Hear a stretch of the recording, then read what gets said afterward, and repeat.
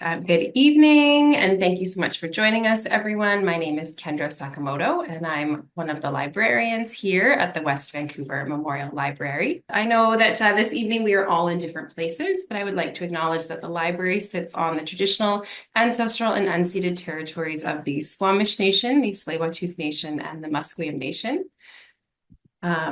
The Squamish Nation in particular here in West Vancouver has always and continues to steward these lands and waters around us. Just today, like right outside the library, the waters are full of a pod of orcas that have been swimming around and breaching and spouting, and it's just a reminder of these unbelievable, beautiful place that I'm so grateful to work and to call home. So this evening, I am super delighted to welcome Arzeena Hamir. Arzeena is an agronomist with a master's degree in agriculture. She and her husband owned Amara Farm, which is a 26-acre certified organic farm in the Grantham area of the Comox Valley. She's one of the founders of the Comox Valley Food Policy Council and the Mid-Island Farmers Institute, basically a superhero in the regenerative agriculture world. And welcome, Arzeena. Thanks so much, Kendra, and many thanks to the West Vancouver Library for hosting this session. I am zooming into you today from unceded Comox territory, where I have the honor and pleasure to steward a 26-acre farm. So I'm really lucky that I have this opportunity to be on the land. And I acknowledge the ancestors who stewarded this land since time immemorial and enable me to really produce an abundance for my community. So as Kendra mentioned, I do have my master's in agriculture, but I really learned like my first foray in learning how to grow food actually came when I worked for a company called Territorial Seeds Canada. This was back in 1999, 97 actually, and it changed its name to what folks know now as West Coast Seeds. So I had the opportunity to grow out every single type of tomato in the catalog in 1999. And since then, it's just been a wonderful learning opportunity to see how food is grown here on the West Coast, learn some of the intricacies. And now, almost 20 odd years later, it's been very interesting to see the changes and some of the things that we were espousing like early on in the 1990s. I'm actually having to change my practices. And so we're going to talk about that today, just because the climate is changing. Now, as Kenya mentioned, there is, the chat option. If any time you have a question, please feel free to put it in the chat. I'm also going to pause a few times in case, so that we can answer some of these questions and that we're not waiting all the way to the end. All right, I'm just going to share my screen so that you can see. Great. So there is me and hubby. So, our farm is located in an area that is probably, I say, about 2 weeks behind the Lower Mainland. Our daffodils only just started flowering a few days ago. So we are in a slightly colder spot at the base of Mount Washington in the Comox Valley on the east coast of Vancouver Island. And so had to kind of relearn and just watch really carefully when things flowered here and then learn my soils. And that was a big part of what I'm going to talk to you about today. Because when it comes to climate, what we're seeing is just so much unpredictability. So we've had a heat dome in 2021 that no one could have expected. We had drought in 2023. And then 2024 was quite a wet year. And if everybody remembers, there was a very cold January last year. And, my squash crop did not do well because of that really cold June. So how 2025 is going to fare is just going to be very interesting. Like I cannot guess. It's probably easier just to throw a dart at a wall, and that's probably got better chances than me guessing what this season is going to be like. What I'm already seeing is we've had like at least two, if not three, false starts to spring. January was very, very warm. I don't know if any of you got tempted to start seeds. I fully admit I did as I did.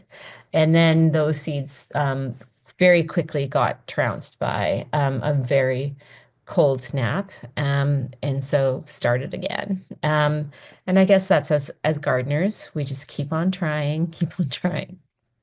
Um, and, figuring out how to best, push the season, but also have some backups.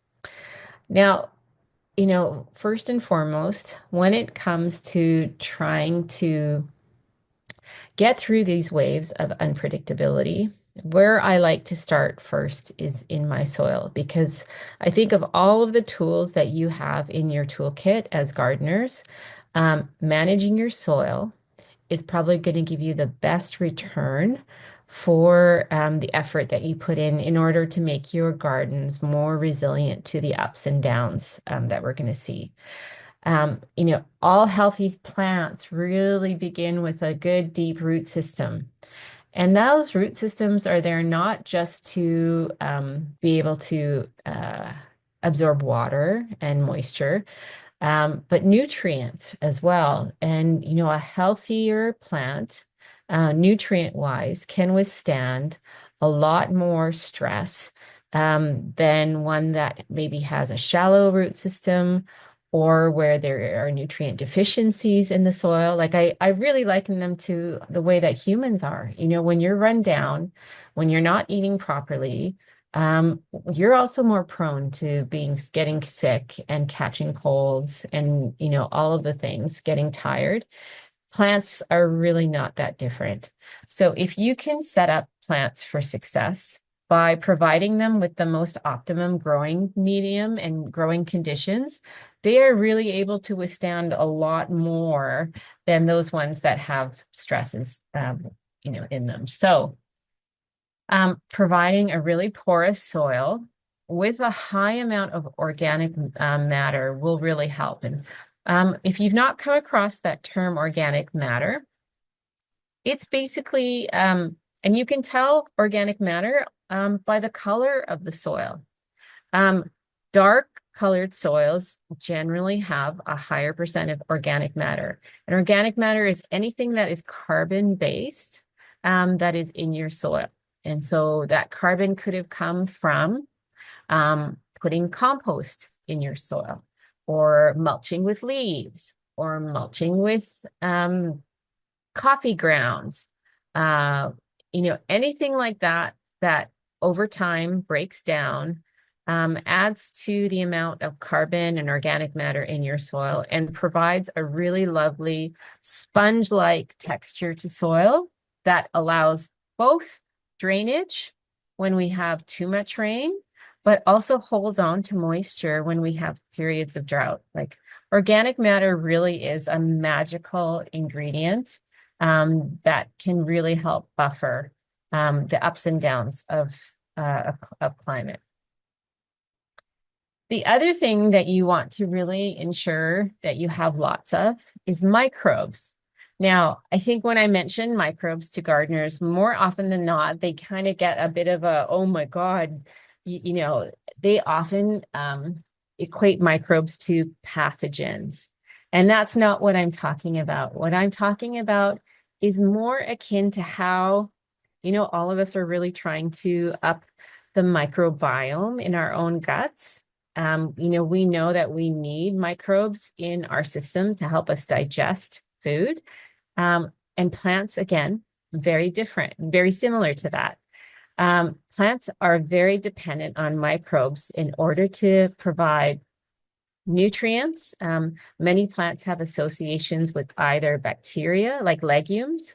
Legumes you have an association with rhizobia that help absorb nitrogen from the air. Similarly, tomatoes, all kinds of vegetables will often have associations with different fungi that help them absorb nutrients like phosphorus in the soil. So these plant and microbe interactions are really beneficial and up the health of plants. So the more microbes you have in your soil, the better chances of your plants also being able to absorb more nutrients. And the better, like the higher number of beneficial microbes also can tend to outcompete the pathogenic or disease-causing microbes. So having a really high number of microbes in the soil is a very good thing. How do you do that? Like, how do you introduce a lot of microbes? Well, if you have a lot of organic matter, that goes a long way because you're basically feeding your soil every time you add compost, leaves, even shredded newspaper, cardboard. That all really stimulates a lot of good microbe production. The things that you also want to maybe stay away from. Um, I've seen many studies that show that adding too much synthetic fertilizer actually reduces the number of microbes that are around your plants, in the places that you put the fertilizer in. Part of that can be explained from the high pH that most fertilizers are. It can kind of kill off certain microbes. Um, and when plants get their nutrients from soluble form, like from synthetic fertilizers, here's what I compare it to. It's kind of like feeding yourself with Ensure all the time. Like, those meal replacements. Yeah, it has all of the nutrients that you need. Your body doesn't really have to work to do anything else. It's there. And so it's kind of a really simplistic way of getting nutrients. Whereas if plants have to work for it, if they have to have these associations with microbes, they are generally more able to, they're just more robust than if you were just feeding them synthetic fertilizer all the time. I hope that makes sense. And, if people have questions about that, we can go into a little bit more detail, but having those microbes are really important. And bypassing them through synthetic fertilizer use doesn't in the long run, doesn't do a good deal of benefit. And then lastly, the big thing that kills off microbes is the use of, you know, antimicrobial agents in the way of like pesticides, even moss control can have a detrimental effect on microbes. So just allowing the conditions for microbes to flourish in the long run, just much more beneficial to plants.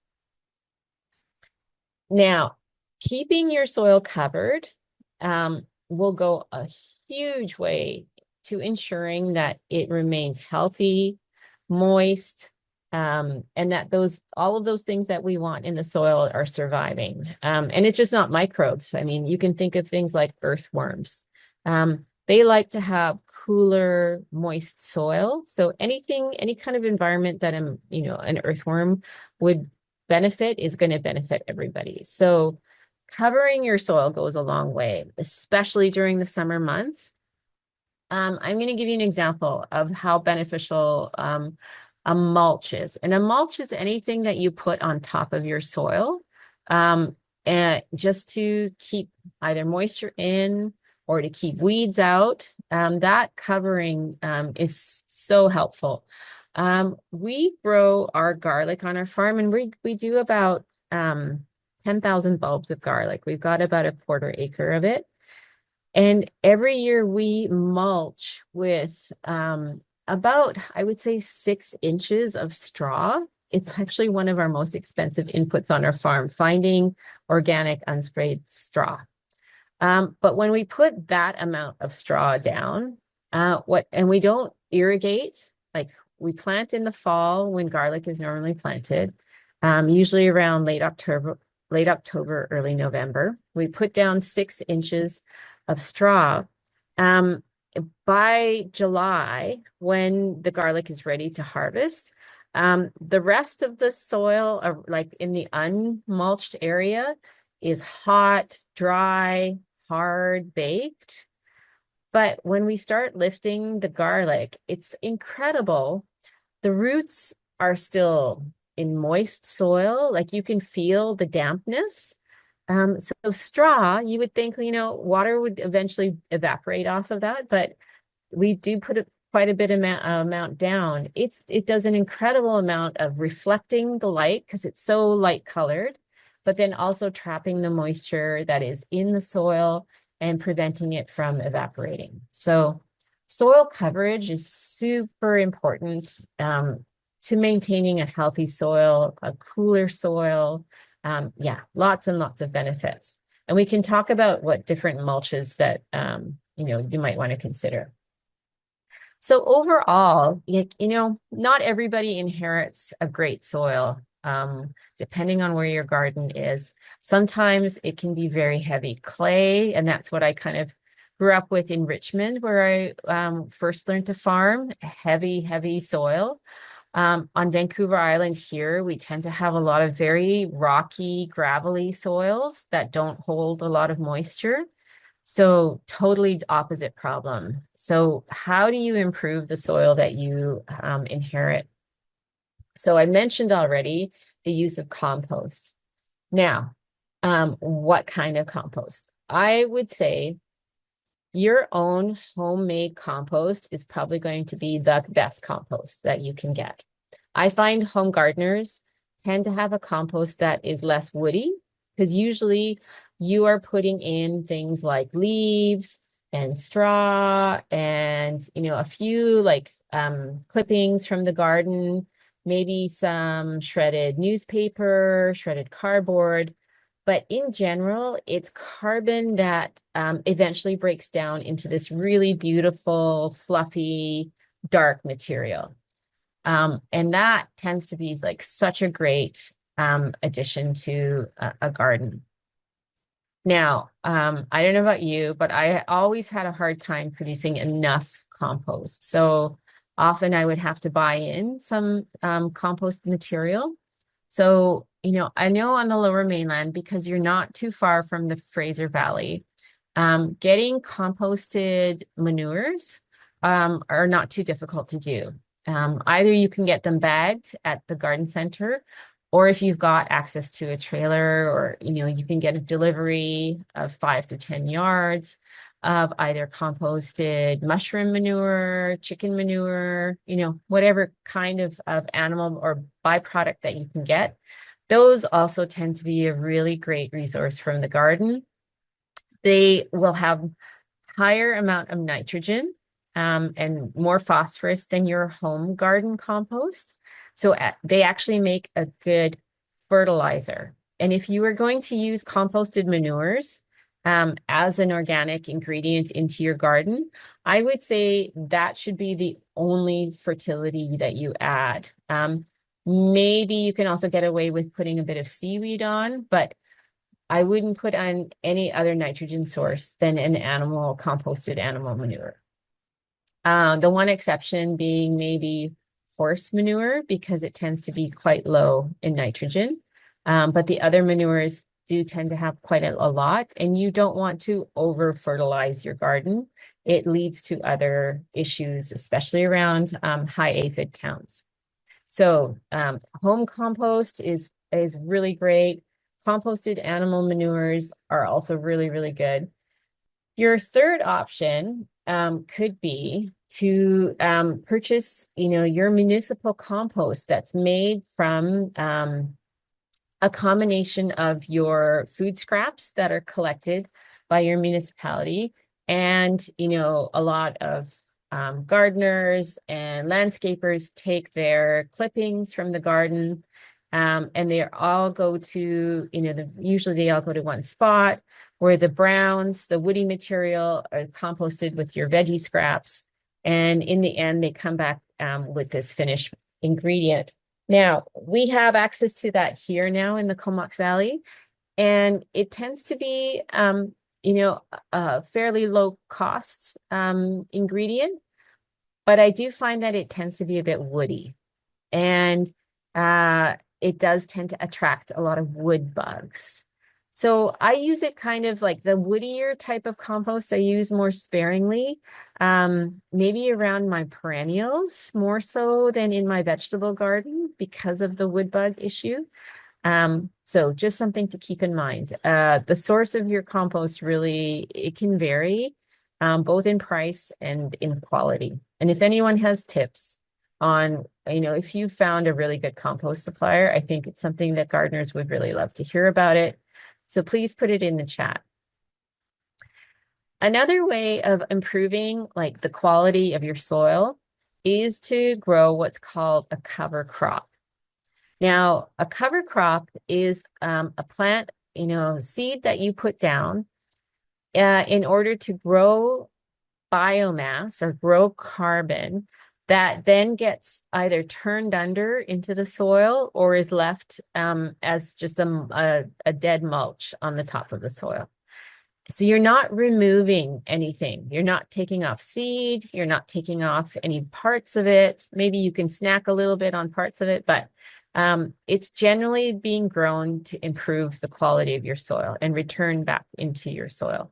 So in the summertime, like in spring, summer cover crops include things like buckwheat and maybe phacelia. Another addition could be crimson clover, which is an annual clover. If you have more perennial areas where you're not going to be competing with vegetables, you could think of something like a Dutch clover, like a white clover, mini clover.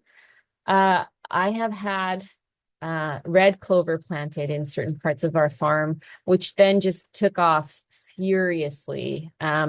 It's not an annual red, so there's a difference between red clover and crimson clover.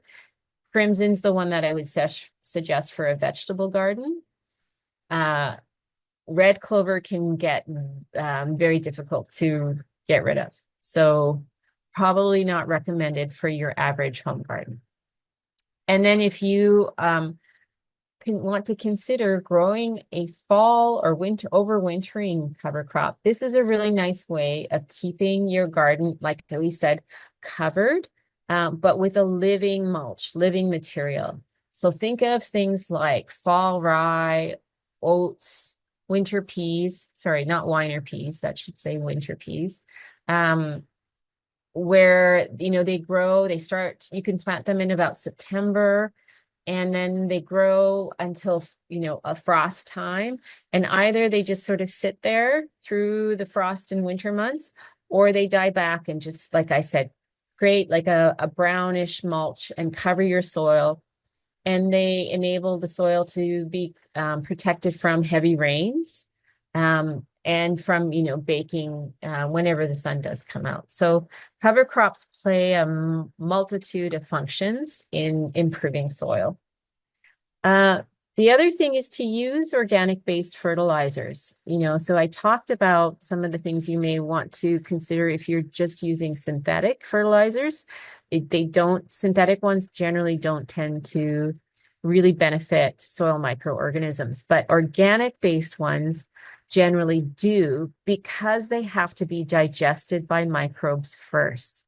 And what do I mean by organic-based fertilizers? Well, for the most part, they can either be manures, like we talked about earlier, or they can be things like seaweed, seed meals. And by seed meals, I mean talking about things like soybean meal, flax meal, canola meal. There's lots of meals that you can often get in your garden center, and they're waste products from the food processing industry. Like often they are oil crops where the seed is crushed and the oil is extracted, and then the leftover is sold as a fertilizer.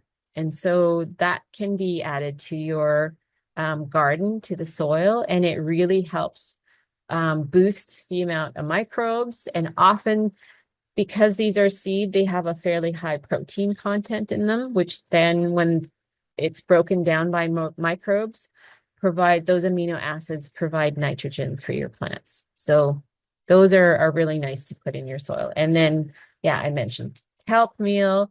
For phosphorus, you can think of bone meal, and that also will stimulate a lot of microbes in the soil. So yeah, there's a bunch of options. And then lastly, consider, and I see there's a question. I'll finish this and we'll go to the question. If you are gardening, especially in an area that has so much rain that it tends to puddle for long periods of time, and you have a lot of sitting water in parts of your garden, just the act of mounding or creating raised beds if you want to, but even just like making mounds, hilling your soil and growing your plants on top of those hills so that there is some drainage, that will also go a long way because waterlogged soils are not super great for especially vegetables or perennials, I should say. The anaerobic conditions really actually exacerbate a lot of pathogens in the soil and just not a good condition for plants to grow in. So you want to have some drainage. The organic matter we talked about provides some of that drainage, but I know like, again, gardening in Richmond and even here on my farm, we can't get away with growing garlic, for example, through the winter months without raising, on mounds. Otherwise, the roots sit in water and they rot, and then we get a loss of garlic. So it is really important to have that raised and have the the water tends to then puddle in the pathways where we don't have plants growing anyways. Just having that mound really makes a big difference. Now, Kendra, would you mind reading the question? Because I think it's kind of disappeared from, hold on. I see it now. Yeah, but I Oh, I see it. Okay. Can I speak about biochar and how to use it? Oh, such a good question. Thank you. So for folks who don't know that term, biochar, so it refers to something, it's a wood-based product that is burned in the absence of oxygen through a process called pyrolysis. And in the end, you come out with this charcoal like, pieces. And it was found like in studies in the Amazon, Amazonians used to make biochar as a way of improving the soil.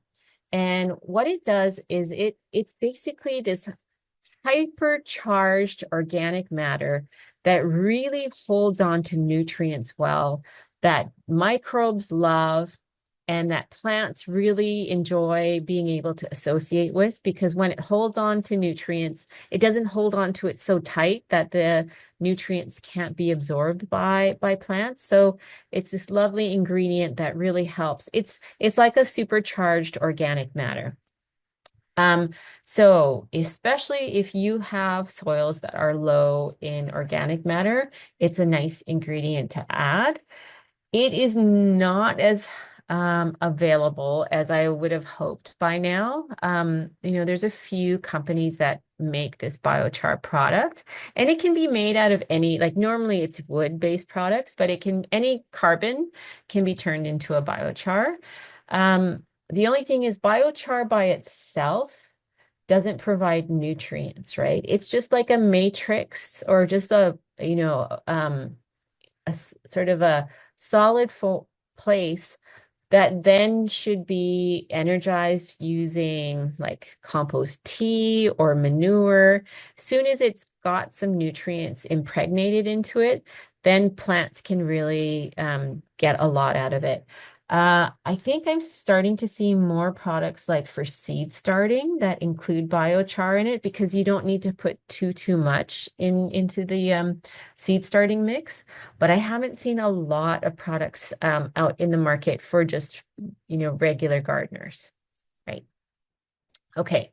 Another question says, a few years ago, I covered raised beds over winter with plastic, thinking it would reduce leaching and slow weed germination in the spring. I now use leaves, but does a plastic cover actually cause damage due to a lack of gas exchange? Okay, good question. So, I will let you know as an organic farmer and one that, has about 3 acres open in to produce vegetables. We do cover our soil, like the parts that don't have garlic growing, the parts that don't have any perennials on it.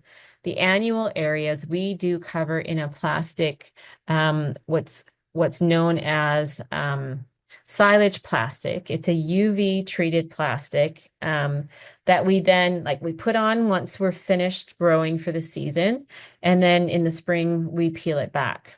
Now, I haven't seen any studies that show that there isn't gas exchange happening or that it's an low oxygen environment. Those plastics are primarily there to stop any kind of light from reaching weed seeds, and any plants that are like above ground and are growing generally die out due to the lack of any light penetrating. And when you peel them back, you just get this nice weed-free area that just requires like a small amount of fluffing up to then just start gardening. So it's a way of also preventing having to rototill a lot. I've done some work with UBC on, they studied some of the nutrient exchanges that were happening in non-tarped or non-tarp soil versus tarped soil. And they found some really interesting stuff. So first of all, there was actually a higher amount of nutrients under the tarp or the plastic area because the rain wasn't washing so much of it away. So that was interesting to see. The other thing they found, though, is if the tarp was not lifted by about April 15th, like around now, that the soil, the wetness of the soil, it took a really long time for it to dry out. And you actually didn't get any too much benefit from keeping the tarp for too long. So best to take that off early and fluff up the soil. So really interesting. And I think there's needs to be more studies. But I haven't seen any kind of negative impacts on plants growing in previously tarped areas. But yeah, just that those are my sort of uh, observations and from what I've seen, working with UBC on this. Okay. And then the question is, would the plastic sheet disintegrate over time or break down the soil? This plastic is UV treated so that it doesn't break down. Like over time, if you are mishandling it, it's heavy. It's a very heavy.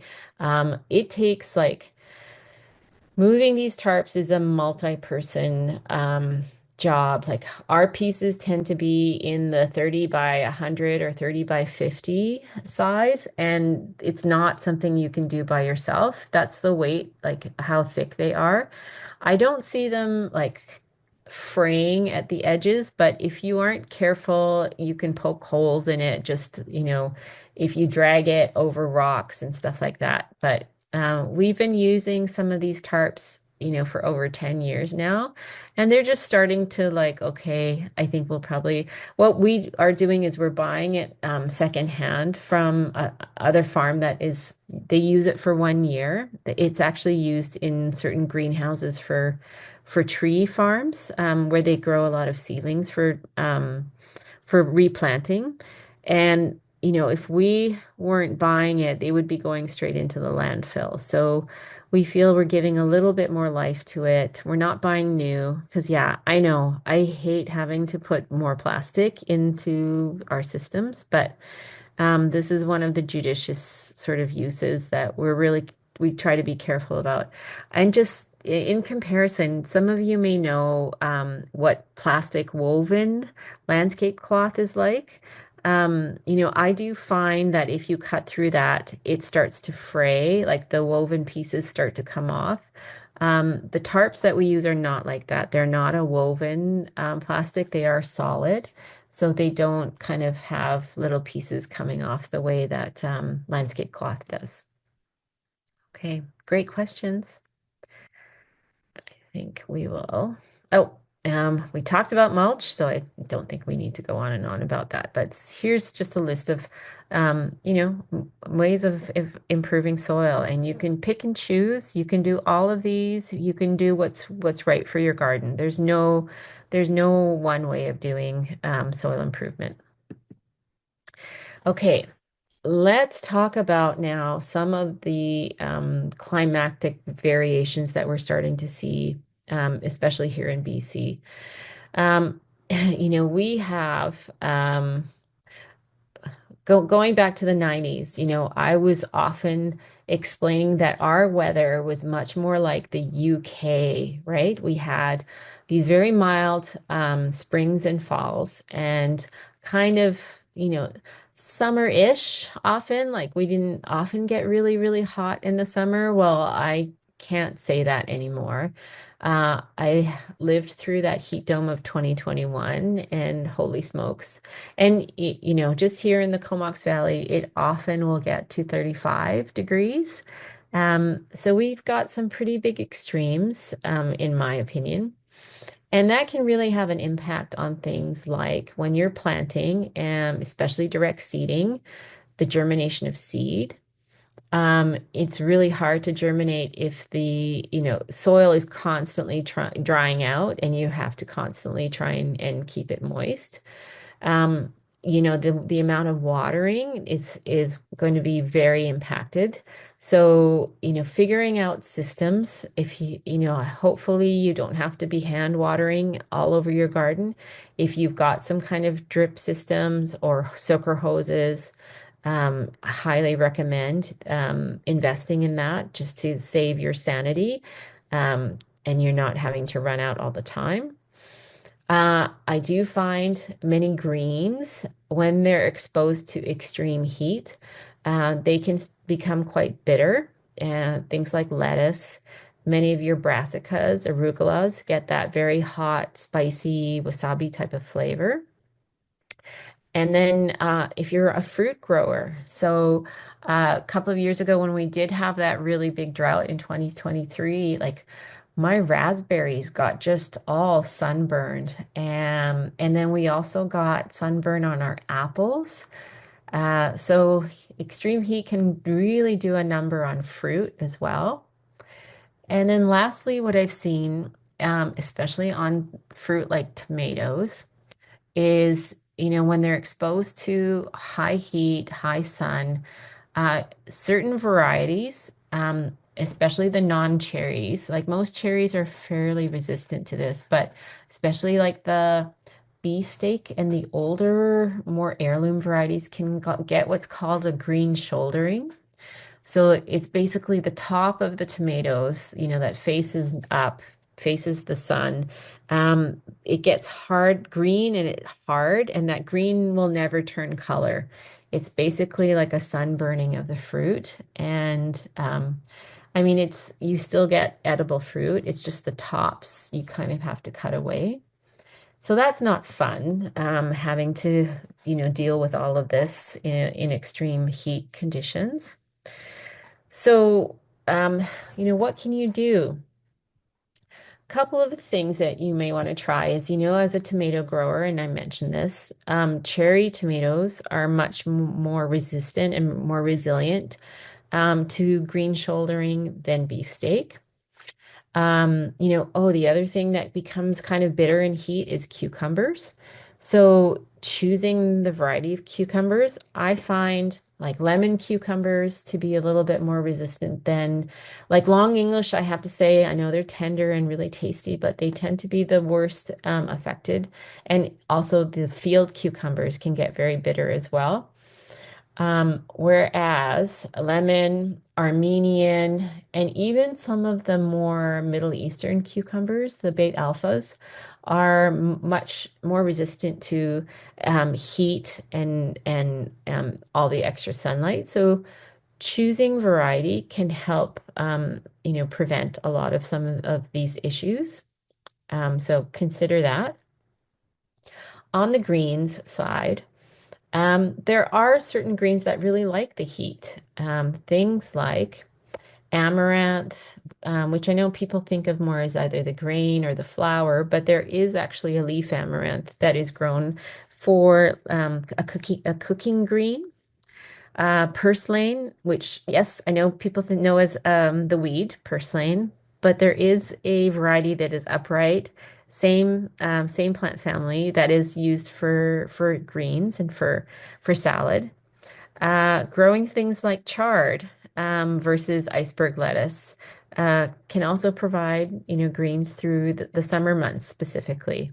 So try those and see how you like them. And if you can, if you're really into eating greens, like if you do a lot of smoothies and you want fresh greens, there are ones that are resistant to heat. So try them out.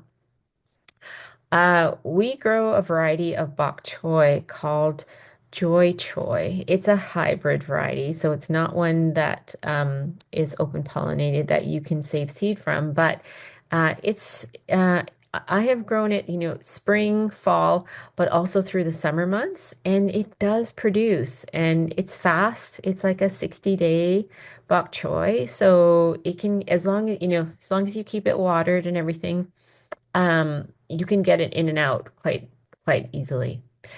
Your other option is to grow greens for their baby version versus growing the whole head.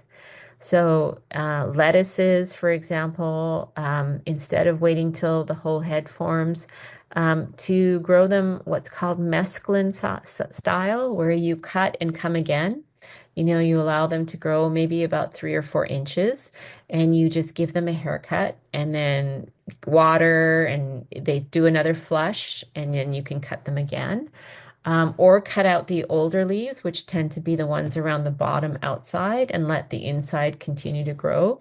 This will give you like a more stable, harvest of greens, and you can avoid having the plant.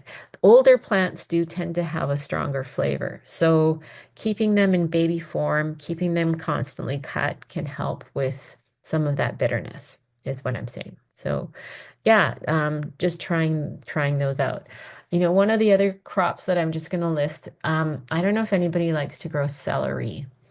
I find celery to be a huge water consuming crop. So, if your soils are more on the high draining, gravelly, rocky side, that might be a crop that you buy at the farmer's market and save your space from, because they tend to be really, really high water requiring. And again, when they get water stressed, the flavor is like, whoo, that is some celery. Not really able to eat fresh like you would some of the blanched California celery, but yeah, just be aware that it is a very high water consuming crop.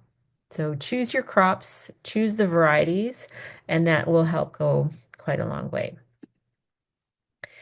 Um, in terms of watering, there are ways that you can really help improve the efficiency of how your plants are absorbing the moisture.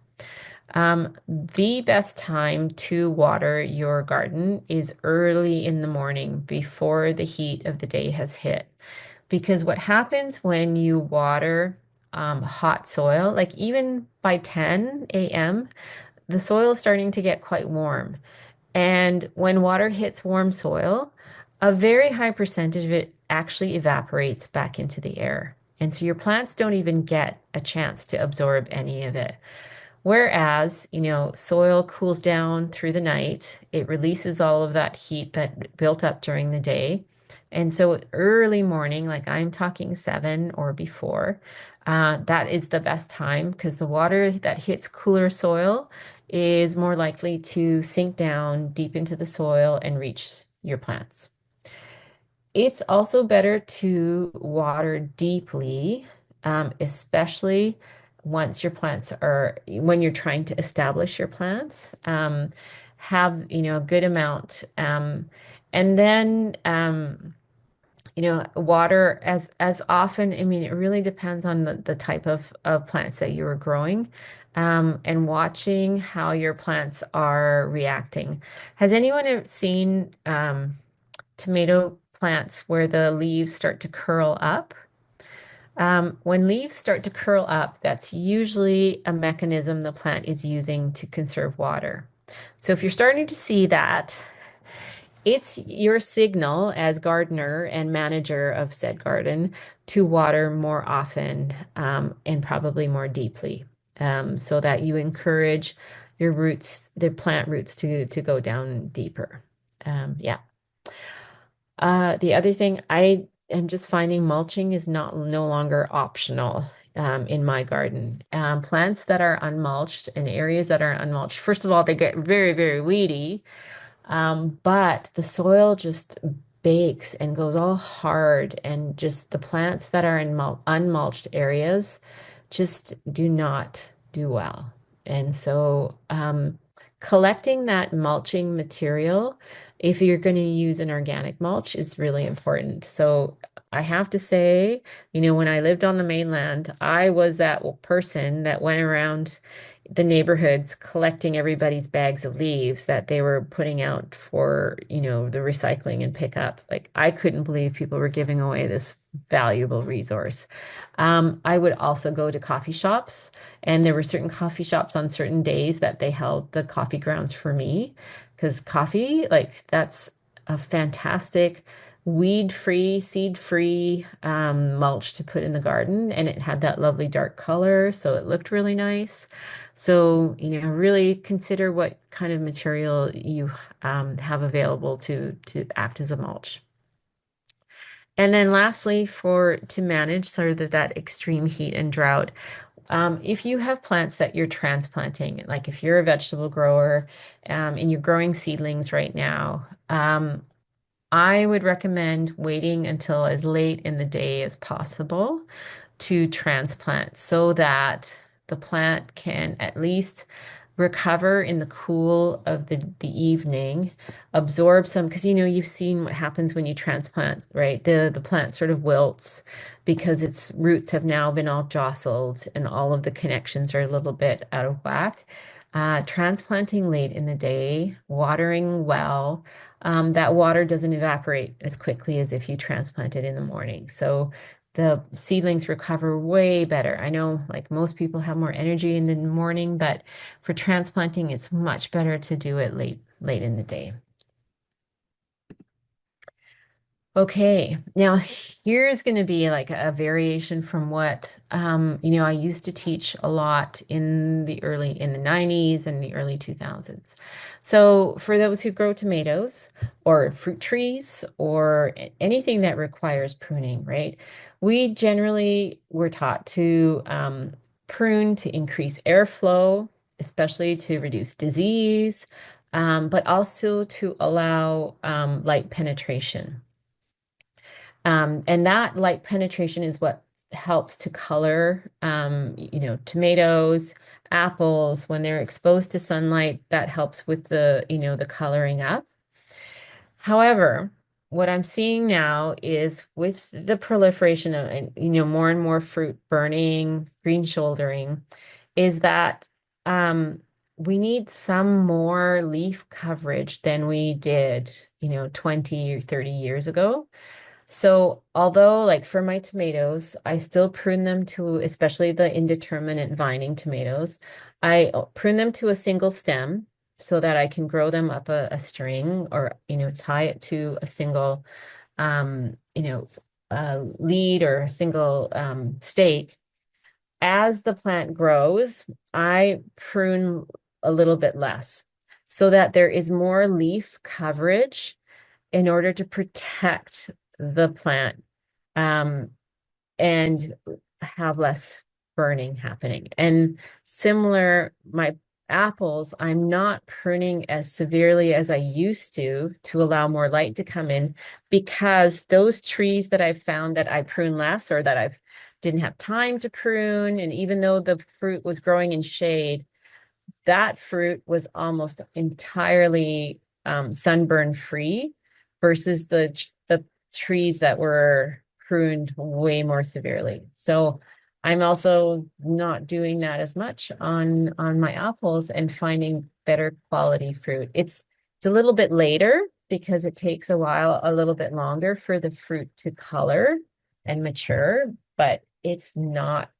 as full of sunburn as the other um more heavily pruned trees. And I do have some dwarf trees that just don't have a lot of leaf cover because the dwarfing has produced a lot less stem growth. And so, I see a big difference. Same variety grown on two different rootstock.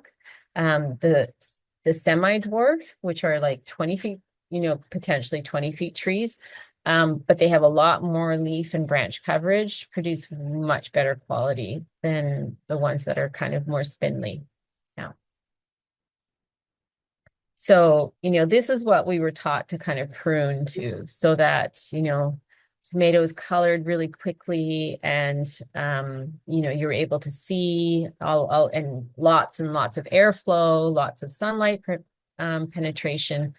But I'm just finding, especially on like the beefsteaks, this is way too much pruning. Like they need some of that leaf coverage to protect them. So, I prune early, like to that single stem.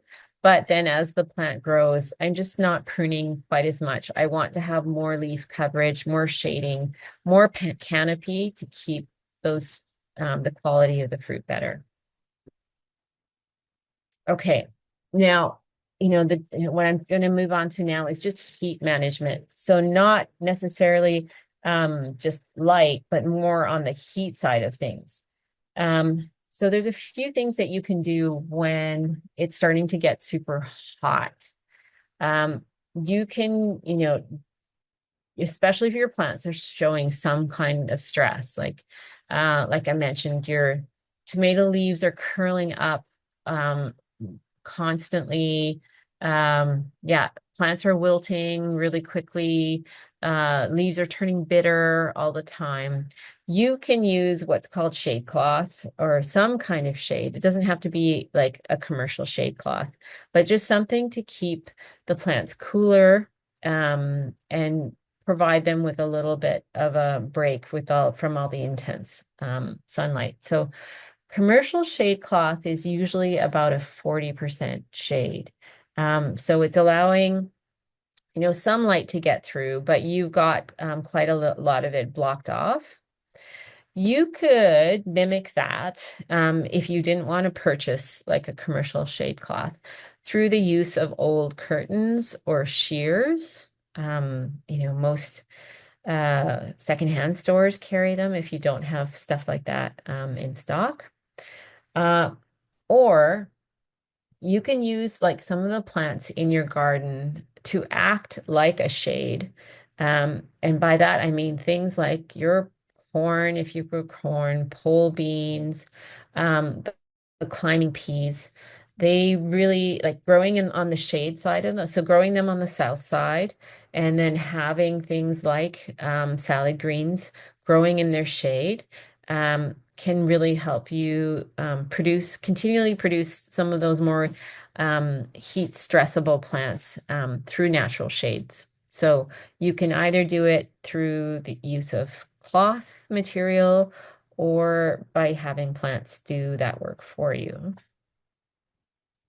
And don't forget shade for yourself. As a gardener, there were times where, well, especially during the heat dome, we would be up at like 5 o'clock in the morning to try and do as much work as possible.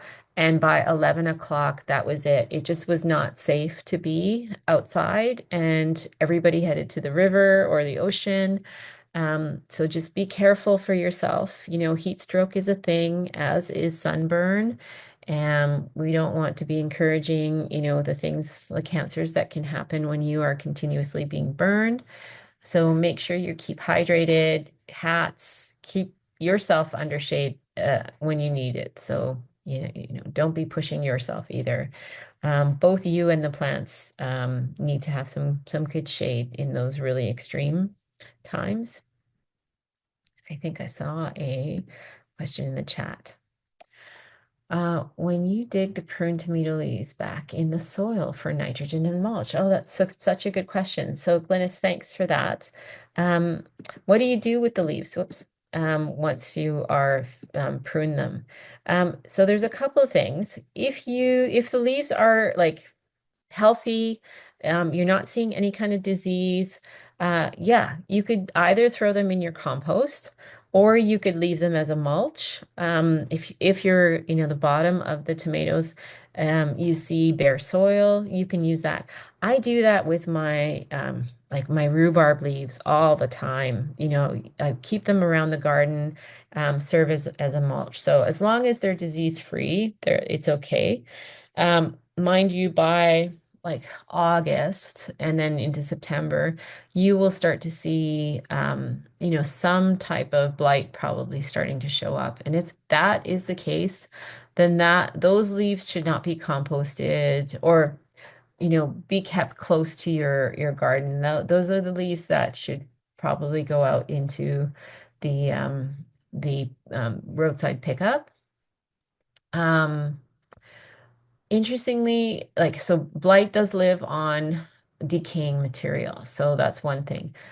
But powdery mildew does not. So if you have leaves that, like pumpkin leaves, squash leaves that got powdery mildew and you cut them off, you could use those as a mulch, especially around non cucurbit family. So pumpkin leaves around your tomatoes or pumpkin leaves around the base of your apple trees. Like, the type of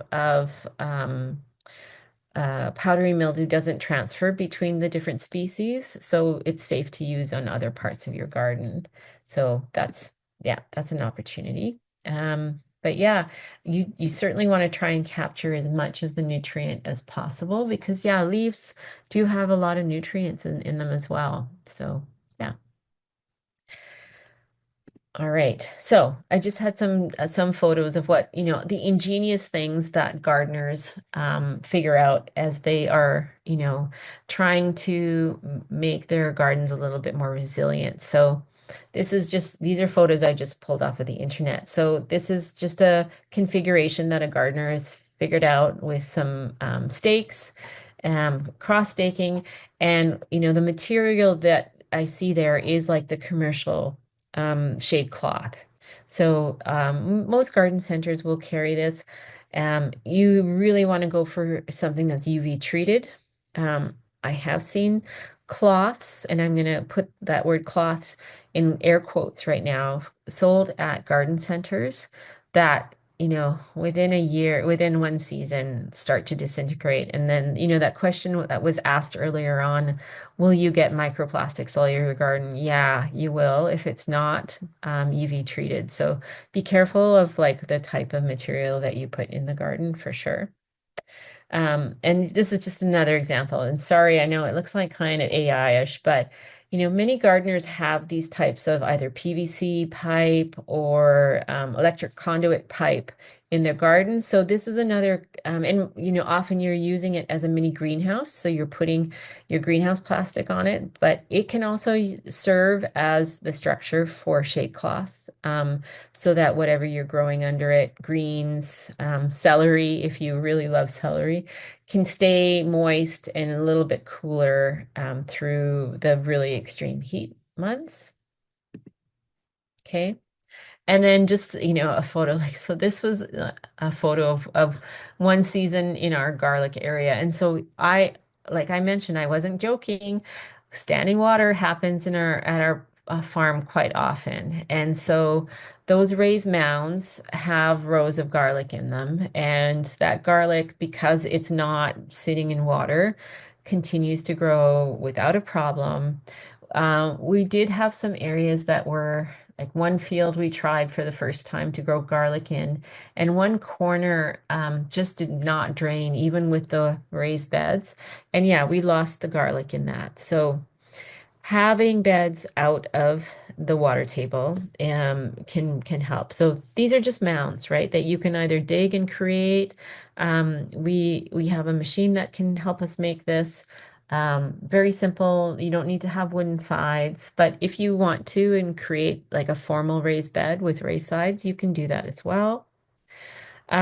Another option is to use a greenhouse or a high tunnel, some kind of plastic cover to enable you to, because generally, those areas, the water is being shed by the greenhouse. So the soil underneath is somewhat drier, and you can continue gardening in that condition, especially through the winter months when maybe the rest of your garden is flooded or really, really wet. And especially when we get those really extreme rains, it's kind of nice to be able to garden in a covered area.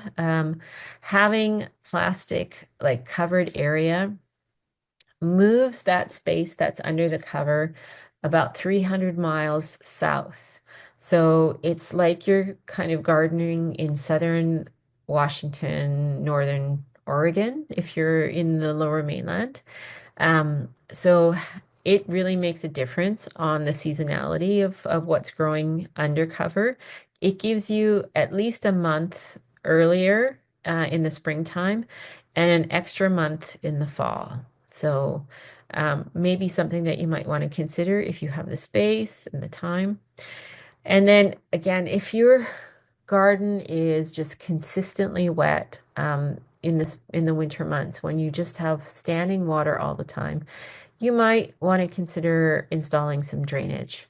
And that does require quite a lot of earthworks to bury those drainage pipes. And, it should be done by a professional because the water needs to go somewhere and you don't obviously want it to go into your neighbor's place. It should be, directed towards a municipal outlet rather than flooding, yeah, neighbors or somewhere else. So, unless you're really experienced, I don't recommend doing it yourself, but it's an option, right? And then drained soil warms up faster in the spring months and allows you to garden earlier. So that's another plus for having drainage.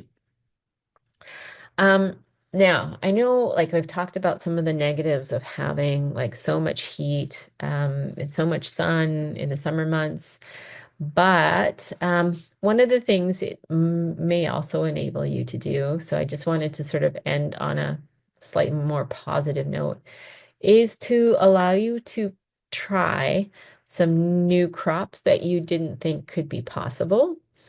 So for the last probably 4 or 5 years, we have been growing um, ginger on our farm, which we start usually in early February. We just buy certified organic ginger root from our local health food store, cut the roots up into like 3-inch pieces, plant them in soil. They start to grow, and then we eventually plant them out into greenhouses. So the crops that I've listed here on the left really, really like having that extreme heat and, just love it. So, um, yeah, just been experimenting with a few. Like right now, we're primarily growing in large pots rather than in the soil because even in the like ginger doesn't like to have temperatures below 15 degrees. And it takes a while for us here to get that warm, but it's a long season crop. Like you have to start it in February, you're harvesting around September. And so for us to take up space on the farm with that in the soil, it's a lot. So we grow in large like 10-gallon pots. So, yeah, ginger, you can do. I haven't personally grown turmeric, but I hear it's very similar to growing ginger. We've grown lemongrass. Similarly, in pots, we bring it indoors for the winter months, and then it usually gets put back out into the greenhouse like late April, early May. We just look at the temperatures. And then I have actually been growing cantaloupe melons outdoors without plastic cover now for the probably last 8 or 9 years. And yeah, we have enough heat now to grow cantaloupes. And depending where your garden is, you might even be able to grow some of the more exotic melons as well. So consider that, yeah, the climate is changing. It is getting warmer, especially in the summer months, but you could take advantage of some of that by trying some of these other crops that really, really like having that kind of heat. So, oh, here, I forgot my last plug because with the changing climate, we need plants to be able to adapt to what is happening with these kind of extreme ups and downs. So, I highly recommend if you haven't tried seed saving, that you do it with one or two things that you grow. It requires you to choose what are called open pollinated crops. And I'm sure the library has tons of books on this. Flowers are often one of the easiest things to do. But if you have a vegetable variety that you really like, choosing so what you have to do is like the most beautiful, most successful plants, you can't eat them. You have to leave them for seed. But if you do that over time, you will start to see that. And if you save the seed and plant the seed again the next year, you'll find that that crop is now changing and adapting and getting even better at growing, especially in your garden or in your community than when it started. So, a plug for doing some seed saving and, sharing that seed. I grow a melon that came to me from Prince George. It's called Hope Melon. And, everyone around me here in the Comox Valley swore that we couldn't grow melons here, but I did. I share it now. I sell it through my own seed company, but I've grown it now almost 10 years and it gets better and better every year. So it's really lovely. Okay, so questions, could you please share tips on how to keep supposedly tropical plants like lemongrass thrive indoors? Um, okay. So, understanding that lemongrass is a perennial, right? It would love to keep growing through the winter months. So they don't normally go, in the tropics, they don't normally go dormant. But a couple of things that you can do is when we bring it inside, we generally so if you are growing it in the ground and you're digging it up, once you put it into a pot, you want to give it a big haircut so that it's not having to basically keeping all of that leafy matter alive and growing actively during the winter months. So we do a big chop, we dry those leaves, make them into tea, and then it's just like exposing them to keeping them in the sunniest spot possible. So if you've got a solarium, a south-facing window, that's kind of it. And then like right about now, like, yeah, it's not looking very happy. We've given it like a second haircut again, because it started to put some leaf growth on. Like it's been very cool. We haven't wanted to move it outside. But yeah, a couple of haircuts and then we kick the pot back outside. Um, you do want to feed it, like all of that cutting off of leafy material means the plant is losing a lot of nutrients. So every season, then, we add either an organic based mulch at the top or we do a liquid feed with a liquid fertilizer. So, yeah. And then I once tried saving peppers, but they succumbed to some disease eventually. Oh, I'd have to talk to you about what happened. Because when you are saving seeds of peppers, you like anything in the tomato, pepper, eggplant family, you do want to ferment them when you're saving the seeds. Like tomato seeds more so, you can see there's like a coating on the outside of it. And that's to prevent the seed from germinating in a wet fruit, right? And peppers, although they're generally dry, they respond as well to fermenting if you can. So ferment them like in a water-based solution with some of the goop from the fruit for 2 to 3 days, and then sieved, washed, and then dried out on paper plates, whatever you have. Yeah. Um, And it sounds like the library has a great video on seed saving. So if folks can see that in the chat, you can link on that YouTube. Well, thanks everybody. Some really, Yes. really great questions. Yeah, Thank you so much. This has been so fantastic. I told you Arzeena is like a total superhero when it comes to regenerative agriculture and gardening and farming. The library's garden is really starting to bloom. All the native plants, especially, are like totally flourishing right now, and our mason bees are starting to hatch. So if you're in West Van, come up to the library's garden and see all the bees flying around. And pretty soon, we'll open up the garden for the summer with lots more going on. So that'll yeah. be really exciting.